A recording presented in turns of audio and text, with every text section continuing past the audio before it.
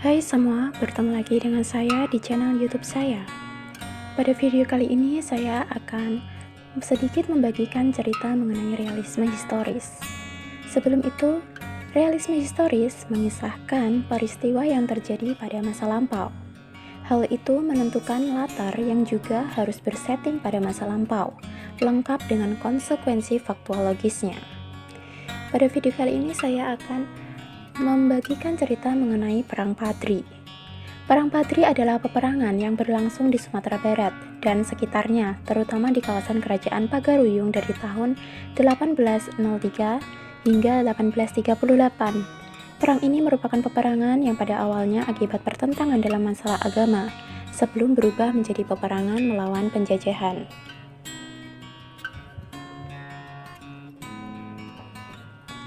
Perang Padri dimulai dengan munculnya pertentangan sekelompok ulama yang dijuluki sebagai kaum Padri terhadap kebiasaan-kebiasaan yang marak dilakukan oleh kalangan masyarakat yang disebut kaum adat di kawasan Kerajaan Pagaruyung dan sekitarnya. Kebiasaan yang dimaksud seperti perjudian, penyambungan ayam, penggunaan madat, minuman keras, tembakau, sirih, dan juga aspek hukum adat matriarkat mengenai warisan, serta longgarnya pelaksanaan kewajiban ritual formal agama Islam. Tidak adanya kesepakatan dari kaum adat yang padahal telah memeluk Islam untuk meninggalkan kebiasaan tersebut, memicu kemarahan kaum Padri, sehingga pecahlah peperangan pada tahun 1803. Hingga tahun 1833, perang ini dapat dinyatakan sebagai perang saudara yang melibatkan sesama Minang dan Mandailing. Dalam peperangan ini, kaum Padri dipimpin oleh Harimau Nan Salapan, sedangkan kaum adat dipimpin oleh yang di Pertuan Pagaruyung waktu itu Sultan Arifin Moningsyah. Kaum adat mulai terdesak meminta bantuan kepada Belanda pada tahun 1821.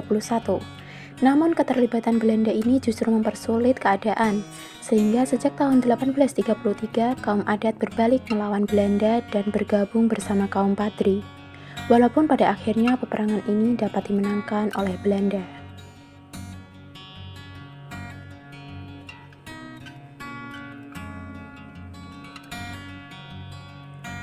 Perang Padri termasuk peperangan dengan rentang waktu yang cukup panjang, menguras harta dan mengorbankan jiwa raga.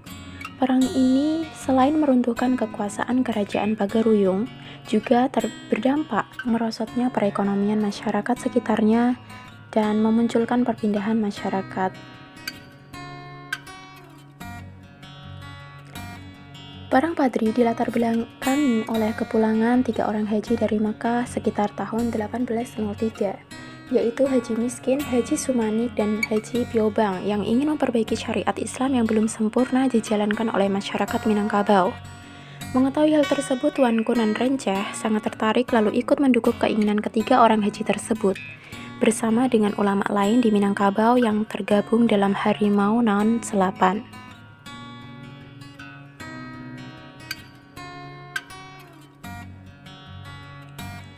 Harimau Nan Salapan kemudian meminta Tuanku Lintau untuk mengajak yang di Pertuan Pagaruyung Sultan Arifin Moningsyah beserta kaum adat untuk meninggalkan beberapa kebiasaan yang bertentangan dengan ajaran agama Islam. Dalam beberapa perundingan, tidak ada kata sepakat antara kaum Padri dengan kaum adat. Seiring itu, beberapa nagari dalam Kerajaan Pagaruyung bergejolak. Puncaknya, pada tahun 1815, kaum Padri di bawah pimpinan Tuanku Pasaman menyerang Kerajaan Pagaruyung dan pecahlah peperangan di Koto Tangah. Serangan ini menyebabkan Sultan Arifin Moningsyah terpaksa menyingkir dan melarikan diri dari ibu kota kerajaan. Dari catatan Raffles yang pernah mengunjungi Pagaruyung pada tahun 1818, menyebutkan bahwa ia hanya mendapati sisa-sisa istana kerajaan Pagaruyung yang sudah terbakar. Sekian video dari saya. Terima kasih telah menonton.